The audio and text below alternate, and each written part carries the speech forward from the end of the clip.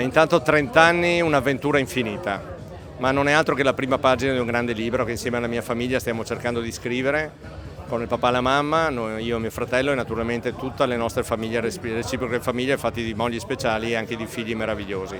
Quindi lottiamo per continuare e dare continuità a questo bel progetto, ma soprattutto 30 anni fatti di crescita di un territorio ricco di tradizioni, arte, storia e cultura, ma questo lo dicono magari tutti, ma io l'ho vissuta veramente. Come quando siamo diventati patrimonio dell'umanità, oggi le colline del Prosecco, del Conegliano Valdobbiadene fanno parte di un grandissimo circuito internazionale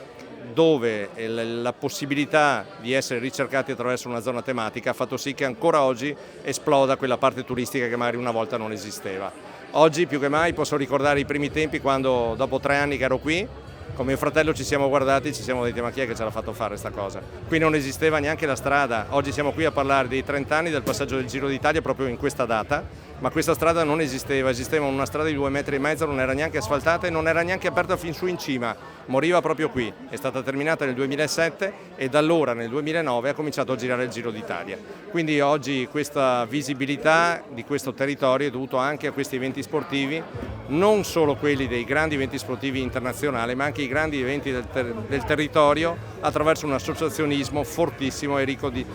situazioni che ci danno sempre emozioni. Quindi grazie ancora di questo momento e grazie di averci regalato questo momento per poterci un po' raccontare.